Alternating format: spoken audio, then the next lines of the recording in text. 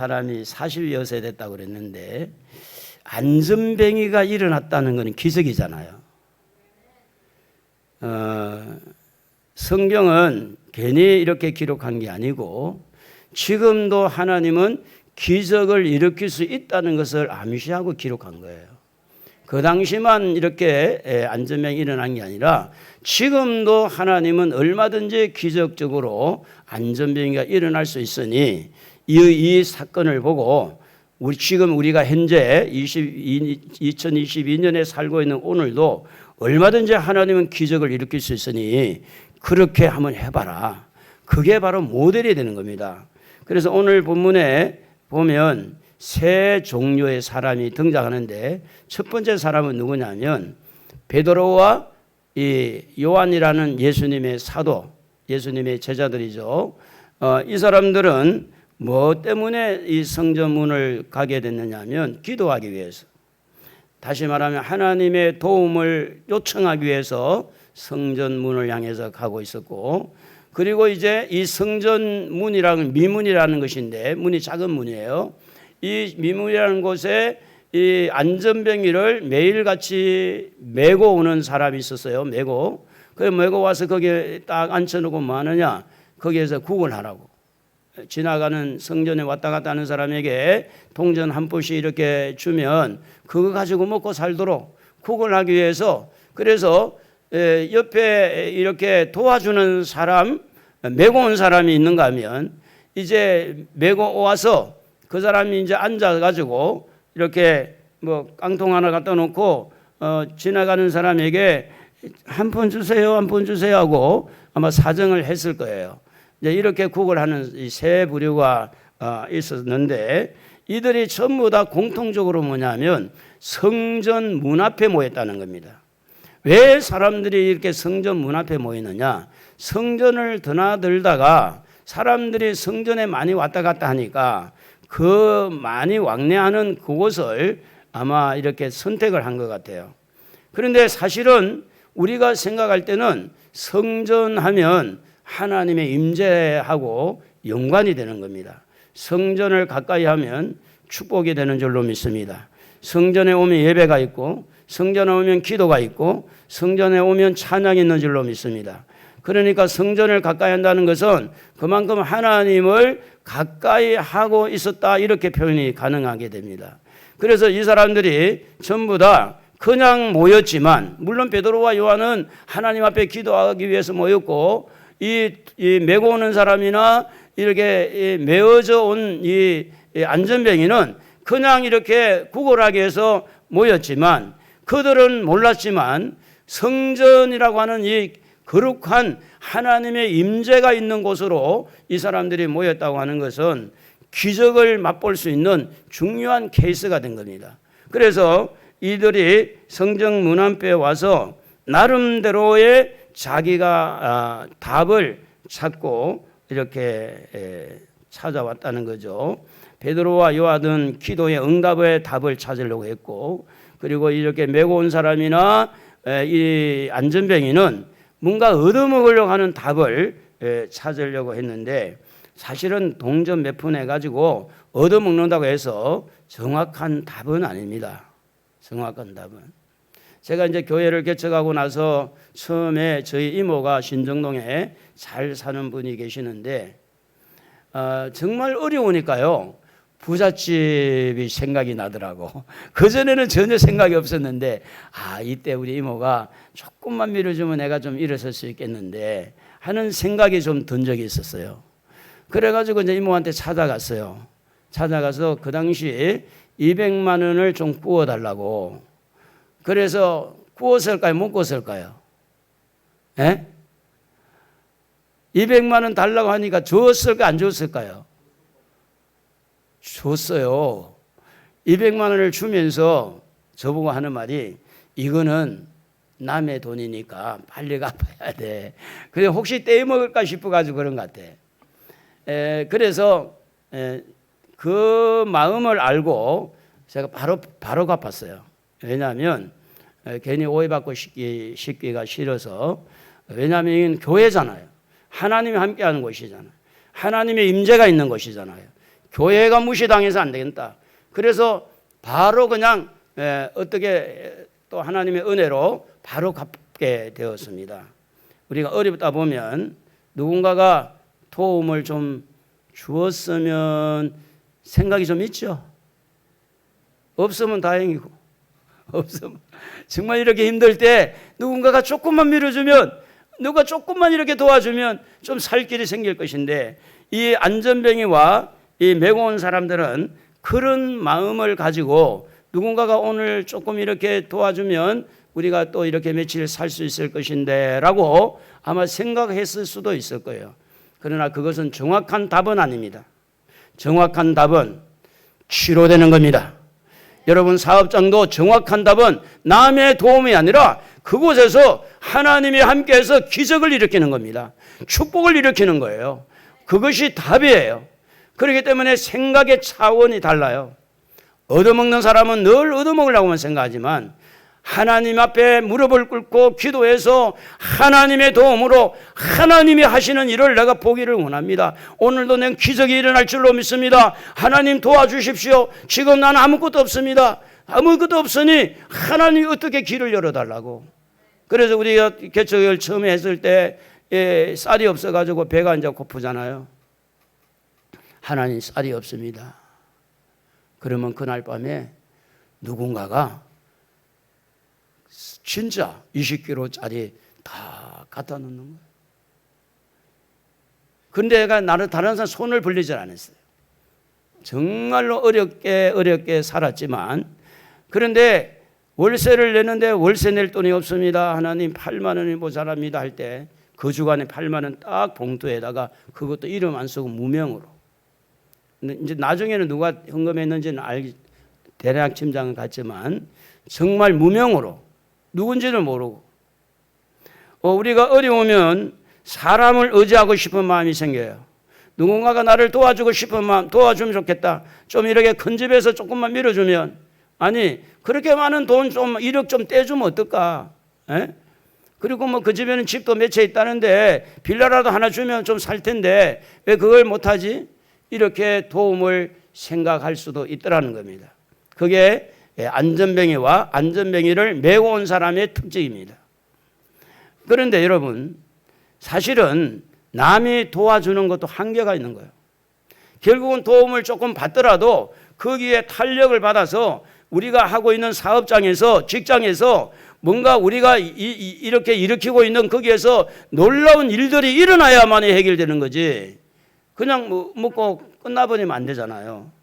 그래서 여기에서 중요한 것은 뭐냐면 안전뱅이가 고쳐지는 과정에서 한 푼 두 푼 주는 것으로 되지 않고 여기에서 누군가를 통해서 일을 하게 되는데, 안전뱅이가 고침을 받고 행복하게 되어진 것은 누군가의 몇 푼 안 되는 동전 받아가지고 행복한 게 아니고 치료받고 고침받아서 뛰기도 하고 이렇게 행복해한 것은 치료받았기 때문에 그래 됐는데, 그래서 이 치료하는 과정에서 하나님이 일을 하신 겁니다. 그래서 이제 하나님이 일을 하셨는데, 여러분, 하나님이 일을 하실 수 있도록, 하나님이 고쳐줄 수 있도록, 하나님께서 축복할 수 있도록 그 일을 우리가 한 것이 뭐겠느냐? 베드로와 요한이 뭘 가지고 하나님이 일을 할 수 있도록 그렇게 했는가? 그게 뭔가 하면 믿음이라고 하는 겁니다. 믿음의 공간을 가지라. 믿음이라고 하는 것이 이렇게 중요하다는 것을 말씀을 하고 있습니다. 그래서 베드로와 요한은 믿음의 사람이었고, 또 그 믿음을 가지고 믿음의 공간을 확장해서 더 큰 믿음을 소유하기 위해서 성전을 찾았고, 성전에서 하나님 앞에 기도하게 이르는 겁니다. 대부분 그 당시에 제자들은 하루에 3번을 기도했습니다. 우리 시간으로 오전 9시와 12시와 오후 3시에 이렇게 기도했는데, 오늘 본문에는 9시라고 되어 있는데 우리나라 시간으로 오후 3시 시간에 그때의 기적이 일어난 거예요. 그때의 기적. 자, 여러분, 지금 베드로가 기도하기 전에도 하나님을 믿은 줄로 믿습니다. 기도하기 오기 전에도 믿었을 것이고, 기도라는 게 어제 했고 그저께도 했고 계속 해왔는데 기적은 오늘 이루어진 거예요. 오늘 읽은 말씀에 보면 그들이 어제 그저께 일주일 전에 한 달 전에 그들이 기도 안 한 게 아니고 꾸준히 기도해 온 거예요. 꾸준히 하나님을 찾았고 꾸준히 하나님을 믿었고, 그럼에도 불구하고 지나쳤지, 그때만 해도 안전병이를 보고 일어나 걸어라 이런 말을 안 했습니다. 그저 불쌍한 줄 알고 지나친 거죠. 왜 그랬을까? 믿음의 공간에 믿음의 분량이 차야 되는데, 믿음은 있어요. 근데 그 믿음의 분량이 차고 믿음이 이렇게 점점 팽창해지면 믿음으로 말할 수 있는 거예요. 믿음으로 선포할 수 있는 거예요. 근데 믿음의 양이 차지 아니하면 선포할 수가 없는 겁니다. 우리가 밥을 내도 물을 너무 작게 넣고 밥을 하면 밥이 잘 됩니까? 안 되잖아요.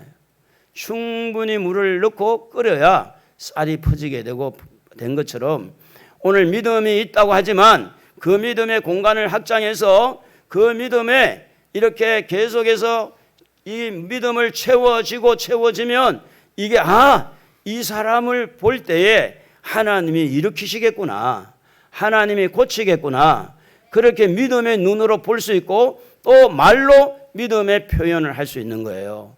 오늘 여러분의 사업장과 직장이 기도해도 안 된다 그러지 말고 믿음의 분량을 키우기를 바랍니다.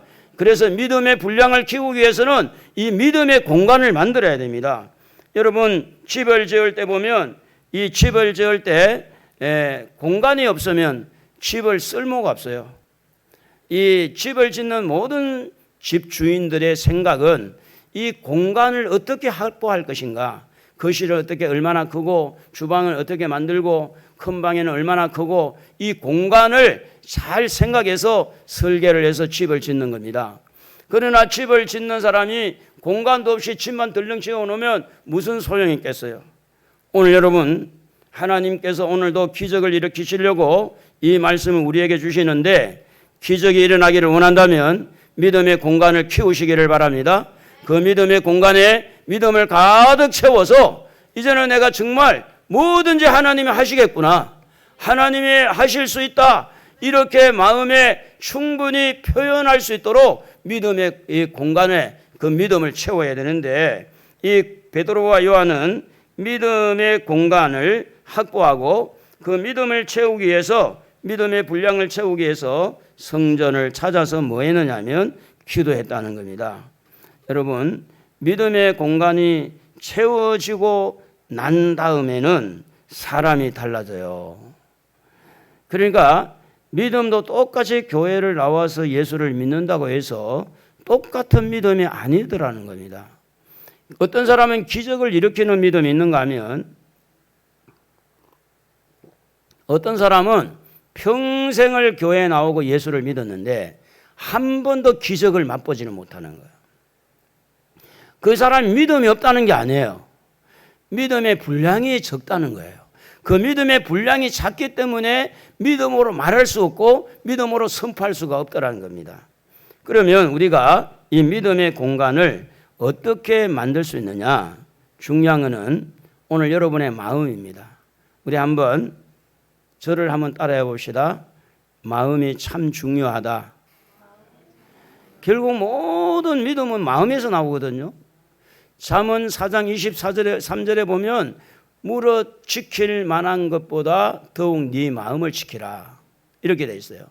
그러니까 이 마음이 너무 중요한데, 이 마음에 하나님께서 믿음의 씨를 먼저 심어줍니다. 에베소 2장 8절에 보면 이렇게 기록이 되어 있어요. 너희는 그 은혜에 의하여 믿음으로 말미암아, 믿음이 나왔죠. 믿음으로 말미암아 구원을 받았으니 이것이 너희에게서 난 것이 아니요 하나님의 선물이라. 다 예수를 믿을 수가 없어요. 천국에 다 갈 수가 없어요. 하나님이 여기저기에다가 우리의 마음에 믿음의 씨를 심어준 사람만 믿음이 생기게 되더라, 그 말입니다. 오늘 예수를 믿으시면 아멘 합시다. 그 믿음은 누가 준 선물입니까? 하나님이 선물을, 믿음의 씨, 선물을 주는 거예요. 그 씨를 받은 그 사람들이 믿음의 공간을 키울 때 그 믿음이 자라는 것은 우리가 해야 되는 거예요. 하나님이 우리를 그냥 씨도 뿌리고 믿음 공간도 이렇게 확장시켜주고 믿음도 키워주고 하는 것이 아니라 믿음의 씨는 하나님이 주지만 그 다음에 우리는 그것을 계속 믿음을 키워야 돼요. 여러분, 아이가 응애하고 태어났는데 그 아이가 이제 자라는 것은 누가 먹어야 되죠? 엄마가 먹어야 돼요? 지가 먹어야 돼요? 애기가 먹어야 돼요? 엄마가 먹어야 돼요? 응애하고 태어나고 난다면은 태어난 것은 씨와 같아요. 태어나고 난다면 어떻게 하든 자기가 어린 아이가 젖을 먹던 이유식을 먹던 열심히 먹어야 자라는 거예요. 오늘 예수를 믿을 때 믿음의 씨는 하나님이 우리에게 선물로 주셨지만 그 믿음을 자꾸 키워서 안전병이를 볼 때 하나님이 일으키시겠구나, 일어나 걸으라고 이렇게 선포하기까지는 내 믿음을 확장시키고 키워야 된다는 것입니다. 그래서 하나님은 말씀을 합니다.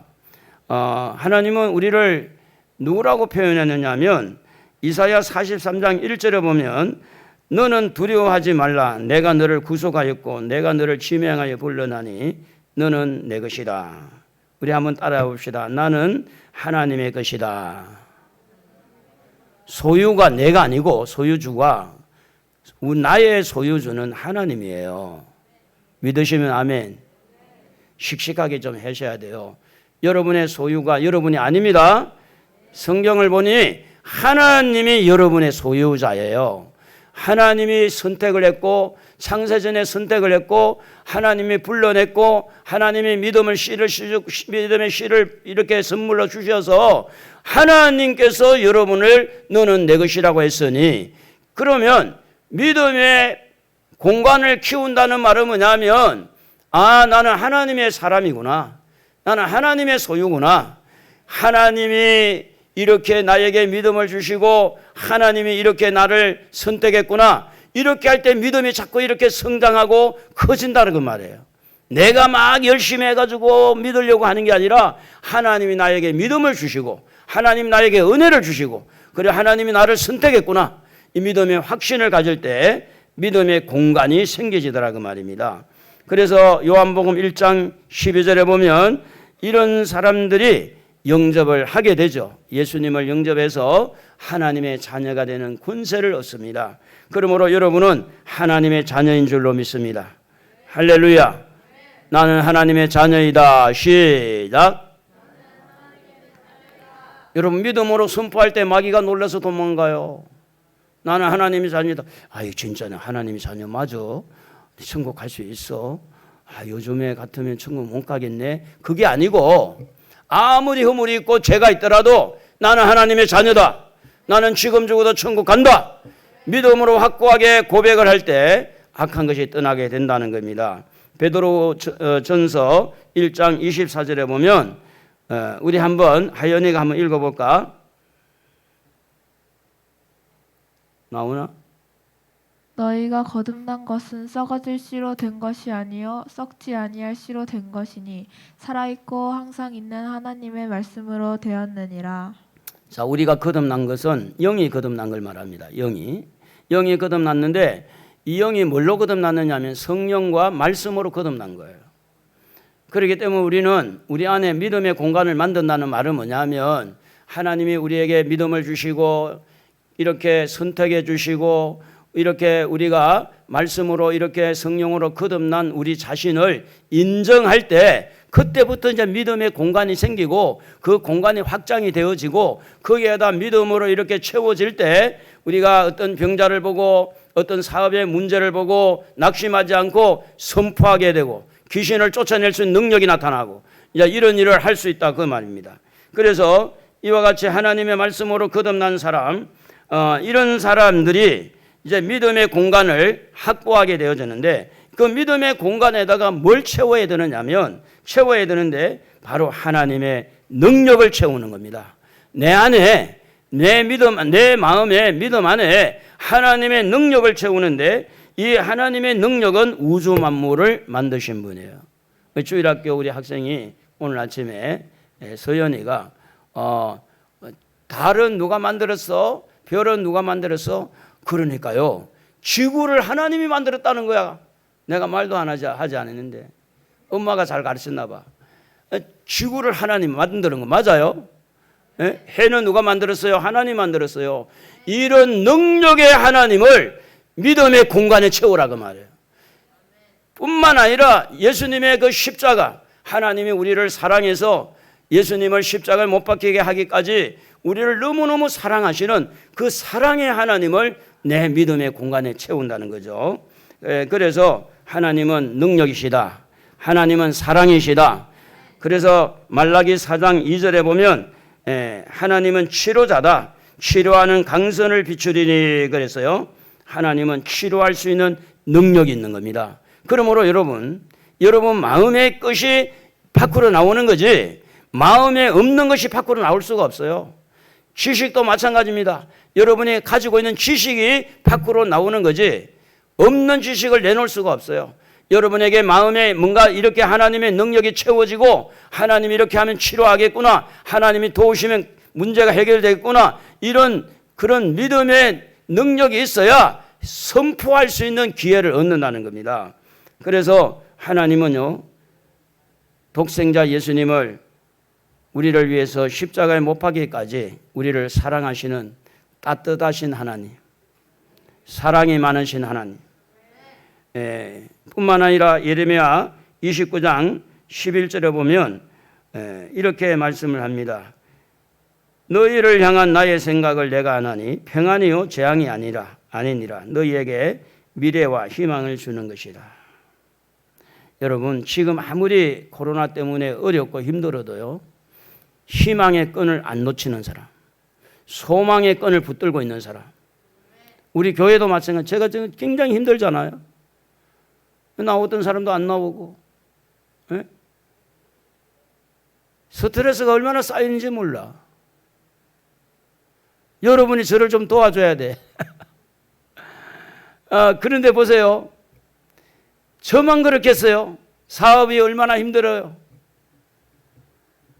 가정도 얼마나 힘들어요? 자꾸 물가는 올라가고. 그럴 때 우리는 하나님은 재앙이 아니라 희망이고 소망이라는 사실을 기억하고 그 믿음의 공간에 뭘 담아야 되느냐? 하나님을 향한 소망, 하나님을 향한 희망, 하나님은 우리를 도와주시는 분. 그래서 하나님을 바라볼 때 이거 할 수 있겠구나. 그래서 요한복음 3장 1절에도 보면 우리를 사랑하시되 끝까지 사랑한다고 말씀을 하고 있어요. 끝까지. 언제까지? 끝까지. 죽을 때까지. 천국 갈 때까지. 변치 않는 사랑. 변치 않는 주님의 사랑과 우리 하나님의 사랑은 변하지 않습니다. 끝까지 우리를 한번 사랑하기로 마음먹은 그 사랑 변하지 아니하고, 변하지 않는다는 이야기는 뭐냐면 우리의 삶이 울퉁불퉁하고 우리가 살아가는 삶 그 모습들이 얼마든지 변할 수 있는 여건들이 많음에도 불구하고 하나님은 그런 모든 것을 감수를 하면서 믿음이 좋을 때도, 믿음이 떨어졌을 때도, 시험이 있을 때도, 약할 때도 다 거두절미하고 끝까지 하나님 우리를 사랑한다는 거예요. 그러니까 여러분의 생각을 여러분 마음에 담지 말고 내가 비록 이렇게 약해도 하나님은 끝까지 나를 사랑한다는 이 마음을 믿음의 공간에 담는 거예요. 그래서 하나님은 끝까지 우리를 사랑한다. 우리를 살리신다. 목숨을 아끼지 않는 우리 주님, 요한복음 10장 11절에 보면 선한 목자는 양들을 위하여 목숨을 바친다. 예수님은 우리를 사랑할 때 목숨을 바치면서 우리를 사랑했어요. 그러므로 우리는 소중한 사람들입니다. 우리는 존귀한 사람들입니다. 너무너무 귀한 사람들이에요. 그렇기 때문에 나를 너무 가소평가하지 마세요. 내가 나를 볼 때는 그렇지만 내 안에 부족하지만 내 안에 하나님이 계시잖아요.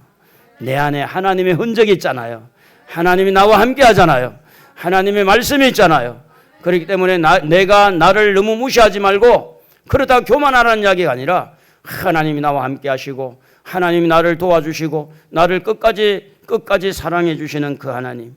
그러므로 이 믿음의 공간에다가 하나님의 능력을 담고 믿음의 공간에다가 하나님을 향한 소망과 희망을 담고 그리고 하나님을 향한 이 믿음의 공간에다가 십자가에서 흘려주신 주님의 보혈 끝까지 사랑하는 사랑을 담고 그렇게 할 때 이제 우리의 마음이 믿음의 공간에 뭐가 채워지고 있는 거예요.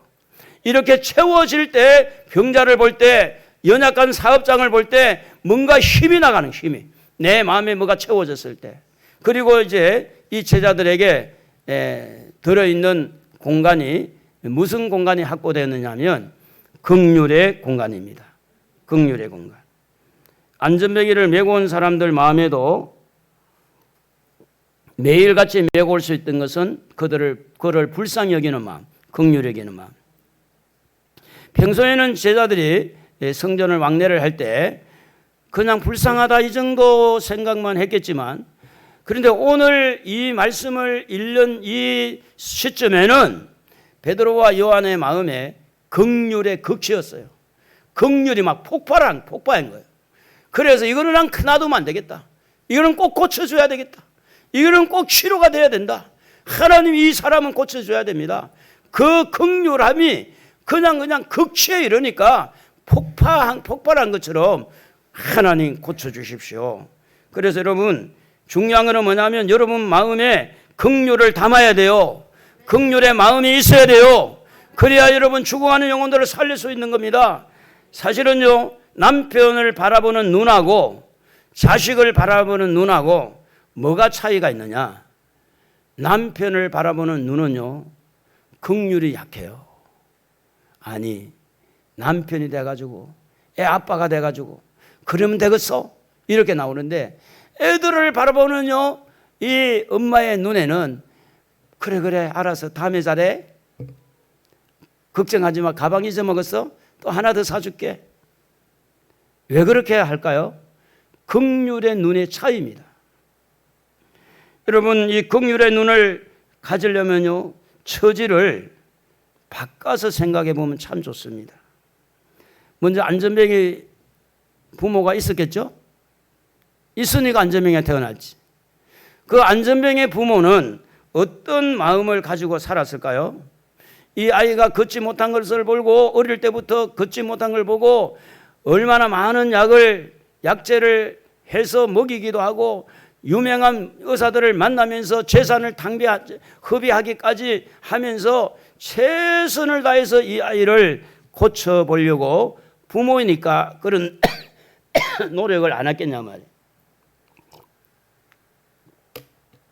그러면서 엄마가 다 내가 잘못이다. 너를 임신하고 나서 그 약을 안 먹었어야 되는데 그것 때문에 그럴지 모르겠구나. 너를 임신하고 나서 그래 성질을 좀 안 부렸어야 되는데 내가 성질 부려서 그랬나. 아버지는 뭐예요? 아버지는 또 자기의 죄 때문인 줄 알고 다 내 잘못이다. 이 장애인 한 사람을 두고 부모들은 얼마나 많은 어려움에 마음을 내어놓고 힘들게 살아오지 않겠는가. 그러면서 안전뱅이는 뭡니까? 안전뱅이는 다른 사람하고 다른 걸 보고 얼마나 마음이 우울하기도 하고 낙심되기도 하고 때로는 부모를 원망해 보기도 하고 자기를 원망해 보기도 하고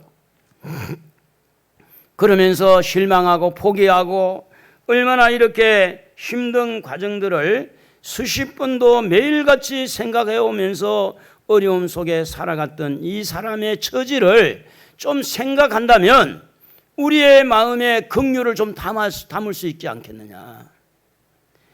여러분 우리 자신도 물론 너무 바쁘고 우리도 지금 힘든 일이 많더라도 여러분 어려움을 당하고 있는 사람을 좀 이렇게 처지를 바꿔서 생각할 수 있는 기회가 있기를 바랍니다.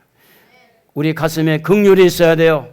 긍휼이 없으면 절대로 이런 역사가 기적의 역사를 일으킬 수가 없습니다. 우리가 사자성어의 이 부분에서 상대방 입장을 생각해 보라고 할 때 역지사지라는 말을 씁니다. 처지를 바꿔서 생각해 봐라. 그 역지사지라는 이 말을 조금 더 여러분 설명을 좀 해보고 싶은 것은 어떤 스승과 제자가 있었는데 이 제자가 스승한테 와가지고 이 선생님 어떻게 하면 다른 사람의 처지를 잘 이해할 수 있겠습니까? 물어봤다고 그래요. 이 선생님이 그래 창문을 열고 그 한번 밖에 누가 있는가 쳐다봐라. 그러니까 창문을 열고 봤더니 엄마랑 애기랑 손을 잡고 예쁘게 걷고 있는 모습을 보고 어린아이를 손잡고 걷는 아주머니가 보입니다.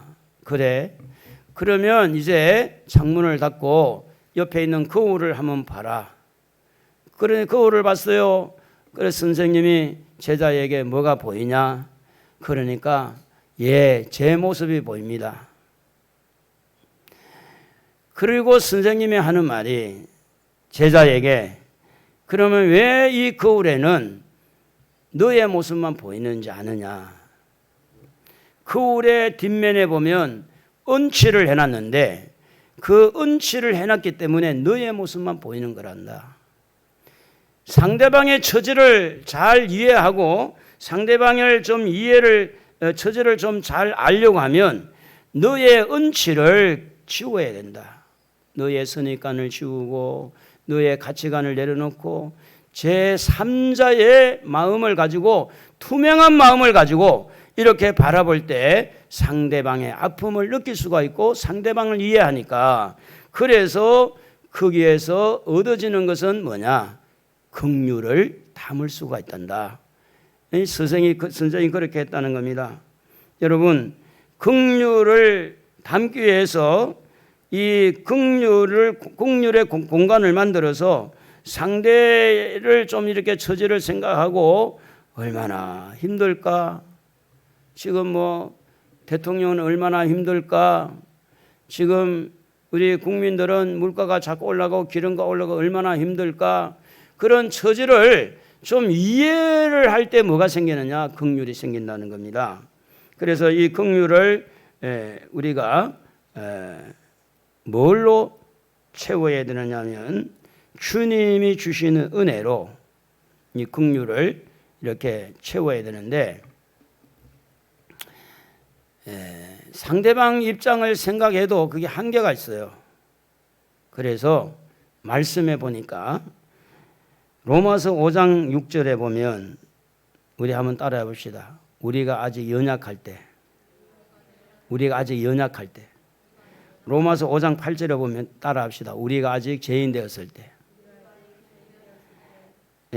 로마서 5장 10절에 보면 따라합시다. 우리가 원수 되었을 때 이런 이야기입니다. 진짜 긍휼을 담을 수 있는 것은 우리 주님이 십자가에서 우리를 위해서 무엇을 했는가를 생각하면서 거기에 나오는 긍휼을 담을 수가 있습니다. 자, 우리가 연약할 때 주님이 십자가에서 죽으셨어요. 우리가 아직 죄인 되었을 때 주님이 십자가에서 죽으셨어요. 우리가 아직 하나님과 원수 되었을 때 우리 주님이 십자가에서 죽으셨어요. 이유가 뭡니까? 이렇게 연약할 때, 죄인 되었을 때, 원수 되었을 때 우리 하나님께서 우리를 불쌍히 여긴 거예요. 긍휼히 여긴 거예요. 그래서 예수님이 십자가에 죽으신 거예요. 그래서 우리는 예수를 믿고 구원받는 것은 하나님의 긍휼 때문에 살아난 거예요. 그래서 여기에서 나오는 긍휼을 나도 배워가지고 우리 하나님의 긍휼, 예수님의 긍휼을 내 가슴에 좀 담자. 그래서 여러분 가슴에 긍휼이 있으면 지나가는 사람이 어려울 때 보면 눈에서 눈물이 나올 수가 있고 연속곡 볼 때도 가끔 울잖아요. 그죠? 그거 나쁜 건 아니에요, 여러분. 근데 연속곡 보는 거 보면서 우는 것도 우는 거지만 정말 어려움을 당하고 있는 사람을 보고 같이 마음 아파하고 울 수 있는 긍휼함. 그 긍휼함을 내 가슴에 담을 때 그 사람을 위해서 뭔가 하고 싶은 거야. 도와주고 싶은 거야. 그 사람을 살리고 싶은 거야. 그 사람이 고쳐졌으면 좋겠어.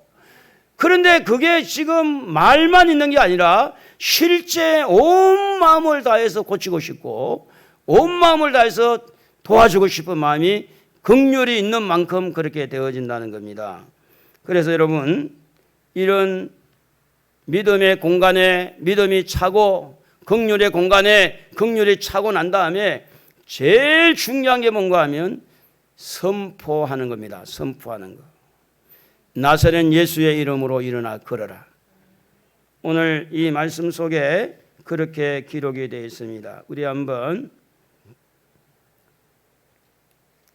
몇 절이죠? 읽어볼까요? 같이. 예. 자, 3장 6절 한번 읽어봐요. 3장 6절. 베드로가 이르되 은과 금은 내게 없거니와 내게 있는 이것을 네게 주노니 나사렛 예수 그리스도 이름으로 일어나 걸어라. 아무리 믿음의 공간에 채워지고 아무리 긍휼히 여기는 불쌍히 여기는 마음이 가슴에 가득 차 있더라도 표현을 하지 아니하면 기적이 안 일어나는 거예요. 발설하지 아니하면, 선포하지 아니하면 기적은 일어나지 않는 겁니다. 가슴에 믿음이 가득 차고 긍휼이 가득 차서 이제는 가만히 있으면 안 되겠다. 그러니까 베드로가 어제도 그 길 다녔고 그저께도 다녔고 어떻게 보면 1년 전에도 다녔고 그 사람은 계속 와 있었지만 그때까지는 한 번도 그 사람을 보고 일어나 걸어라 말하지를 않았어요. 그런데 오늘 이 모습을 보면은 선포하는 기능이, 선포의 공간이 생겨서 이제는 말을 함으로써 이렇게 세워야 되겠다. 여러분, 예수님도요 기적을 일으킬 때 이 방법을 선택했습니다. 요한복음 2장 7절에 보면 항아리에 물을 채우라는 말이 나와 있어요. 이 말은 뭐냐면 포도주를 담는 항아리에다가 물을 채우라는 거예요. 그것은 선포한 거예요. 그리고 8절에 보면 이제는 연회장에게 갖다 주라. 선포입니다. 선포. 채워라. 갖다 주라. 그런데 물입니다. 물. 그런데 포도주가 바뀌는 거예요. 포도주가. 38년 동안 병들어서 누워있는 병자에게 요한복음 5장 8절에 보면 이렇게 말합니다. 네 자리를 들고 걸어가라. 선포하는 거예요. 선포. 우리가 여러분 잘 아는 대로 엘리야가 3년 6개월 동안 비가 안 올 때에 이 갈멜산에서 기도해서 비가 오도록 하는데 열왕기상 18장 41절에 보면 구름 한 점 없어요. 그런데 엘리야가 아합 왕에게 가가지고 하는 말이 엘리야가 아합에게 이르되 올라가서 먹고 마셔서 큰 비소리가 나나이다. 이 선포입니다. 선포. 전혀 지금 비 한 방울도 없어요. 구름 한 점도 없어요. 그런데 선포한 거예요. 선포. 지금 비소리가 들립니다. 이 선포함으로써 비가 왔다는 거죠. 44절에 보면 손바닥만한 구름이 일어나나이다 보고를 받고 이 엘리야는 아합에게 말하기를 비에 막히지 아니하도록 마차를 갖추고 내려가소서 하라 하니라. 여러분, 선포하는 것이 그렇게 중요하다는 겁니다. 일어나라. 고쳐졌다. 고쳐졌습니다. 하나님이 도와주십니다. 일어나세요. 하나님께서 역사합니다. 근데 안에 아무것도 없는데 말로만 하는 사람은 기적이 아니라는 거예요. 그래서 이 내면의 세계, 믿음의 내용물, 믿음의 내용물이 있고 긍휼의 내용물이 있어서 이것을 가지고 믿음으로 선포할 때 안전병이가 일어났으니 오늘도 여러분 이 선포하는 현장에 하나님께서 기적의 역사를 일으켜 주실 줄로 믿습니다. 민수기 14장 28절에 보면 너희 말이 내 귀에 들린 대로 내가 너희에게 행하리니 라고 말했습니다. 자, 우리가 몇 년 전에 우리 권사님 한 분 남편이 이렇게 이제 이분은 집을 나가면 쭉 바로 앞길만 가지 돌아올 줄을 모르는 분이었잖아요. 그래서 앞만 보고 가는 거야. 뭐 어디든지 서울이든 뭐 어디든 앞만 보고 가다가 집에 안 돌아온 거예요. 하룻밤이 지나고 나서 이제 목사님 남편이 오질 않았습니다. 그 여러분 다 아는 분 알잖아요. 11시 때 예배 때 우리 모두 선포하고 기도했어요. 하나님 돌아오게 해달라고. 그런데 요 기도하는 그 시간에 근사님 남편이 누구에게 발견됐느냐? 경찰관에게 발견됐어요. 예배 마치고 나니까 돌아온 거야. 그 차에 싣고. 제가 이제 처음에 초장기에 교회를 개척하고 어린 주일 학생들이 한 60명, 50명, 60명 이렇게 왔을 때에 한 어머니가 왔어요. 애기만 이제 교회 보냈는데